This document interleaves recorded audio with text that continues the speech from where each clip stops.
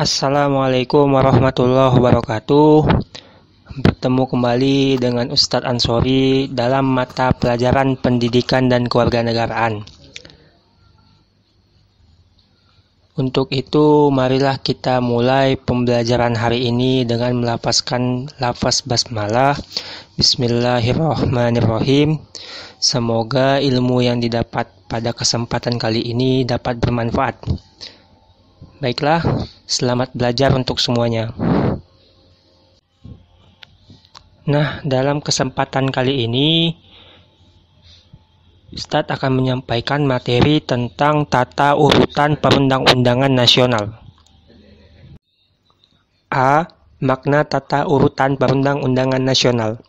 Perundang-undangan nasional adalah peraturan yang ditulis oleh lembaga pembuat undang-undang yang mengikat secara umum di Indonesia. Menurut Undang-Undang Nomor 12 Tahun 2011, perundang-undangan adalah suatu peraturan tertulis yang memuat norma hukum yang mengikat secara umum, yang dibentuk atau diterapkan oleh lembaga atau pejabat yang berwenang melalui prosedur yang telah ditetapkan, yakni melalui prosedur perundang-undangan. Dengan demikian, perundang-undangan ini berupa dokumen tertulis yang dibuat dan ditetapkan oleh DPR, DPD, Presiden, Gubernur, dan Bupati, serta mengikat secara umum yang berarti setiap warga negara harus menaati peraturan perundang-undangan tersebut.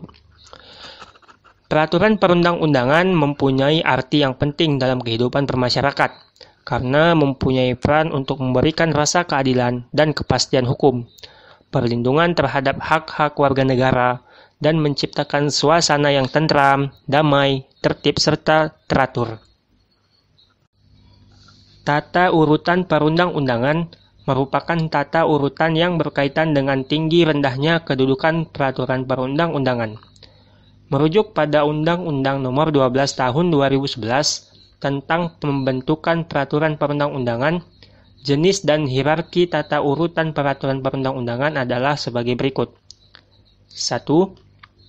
Undang-Undang Dasar 1945 merupakan hukum dasar tertulis dan mempunyai kedudukan yang tinggi sebagai hukum yang tertinggi, memuat peraturan-peraturan atau ketentuan hukum tentang sistem ketatanegaraan dan pemerintahan yang dijalankan oleh penguasa negara. 2. TAP MPR merupakan suatu bentuk putusan MPR yang mempunyai kekuatan mengikat ke dalam dan keluar MPR. Lalu yang ketiga, undang-undang atau peraturan pemerintah pengganti undang-undang. Undang-undang adalah peraturan perundang-undangan yang dibentuk oleh DPR yang disetujui oleh Presiden, dan fungsinya adalah untuk melaksanakan Undang-Undang Dasar 1945.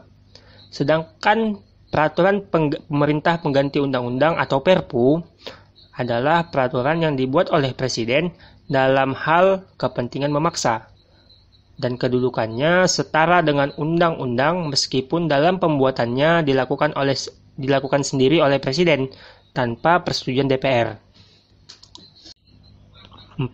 Peraturan pemerintah merupakan peraturan yang dibuat pemerintah untuk melaksanakan undang-undang sebagaimana mestinya. 5. Peraturan Presiden merupakan peraturan perundang-undangan yang ditetapkan oleh Presiden untuk menjalankan perintah peraturan perundang-undangan yang lebih tinggi atau dalam menyelenggarakan kekuasaan pemerintah.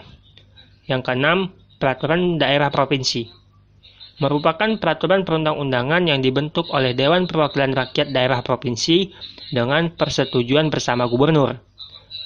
Yang ketujuh, peraturan daerah kabupaten atau kota merupakan peraturan perundang-undangan yang dibentuk oleh Dewan Perwakilan Rakyat Daerah Kabupaten atau Kota dengan persetujuan bersama Bupati atau Wali Kota.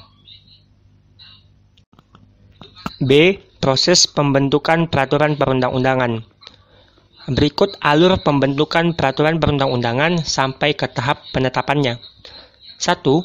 Mempersiapkan rancangan undang-undang atau RUU bisa berasal dari Presiden maupun DPR. Yang kedua, mengajukan rancangan undang-undang. Nah, dalam hal ini Presiden mengajukan rancangan undang-undang kepada DPR untuk dibahas dalam persidangan DPR. Dalam persidangan tersebut, DPR mempunyai hak amandemen dan inisiatif terhadap rancangan undang-undang yang diajukan Presiden. 3. Pembahasan rancangan undang-undang dalam masa sidang DPR. Pada tahap ini, RUU yang diajukan Presiden maupun DPR diproses melalui permusyawaratan dalam masa persidangan DPR secara demokratis. Yang keempat, menetapkan rancangan undang-undang menjadi undang-undang. Penetapan ini dilakukan melalui rapat pleno DPR. Yang kelima, pengesahan dan pembentukan undang-undang. Pada tahap ini, setelah RUU berubah menjadi undang-undang, kemudian disahkan oleh Presiden. Setelah itu, undang-undang yang sudah disahkan tersebut diserahkan kepada Menteri Sekretaris Negara untuk diundangkan dalam lembaran negara yang berisi tentang berlakunya undang-undang tersebut. Nah, dengan itu, mulai saat itulah berlakulah undang-undang secara nasional. C. Bentuk ketaatan terhadap peraturan. Dalam kehidupannya, setiap orang menginginkan rasa aman, tertib, dan teratur. Hal ini bisa dilakukan apabila setiap masyarakat mematuhi peraturan-peraturan yang berlaku. Peraturan yang baik dan adanya partisipasi masyarakat dan penegak hukum dalam menaati peraturan tersebut akan menjadikan kehidupan masyarakat yang tertib. Oleh karena itu, peraturan perundang-undangan yang baik saja tidak cukup tanpa kerjasama dari semua pihak. Berikut ini sikap-sikap yang harus dikembangkan sebagai bentuk ketaatan terhadap peraturan perundang-undangan, yakni 1. Mengetahui dampak negatif apabila tidak menaati peraturan. Yang kedua, mengetahui dampak dari sebuah peraturan. Yang ketiga, mempelajari dan memahami peraturan perundang-undangan yang berlaku. Selanjutnya, memiliki kesadaran mematuhi peraturan yang berlaku.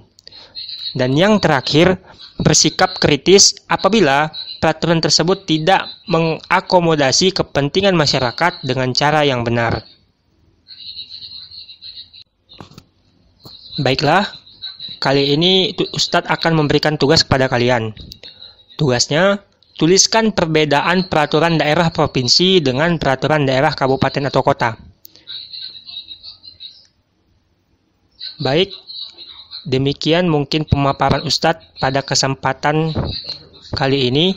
Semoga materi yang diberikan dapat bermanfaat kepada kita semua. Ustadz tutup dengan lafaz hamdalah, alhamdulillahirabbil alamin. Assalamualaikum warahmatullahi wabarakatuh.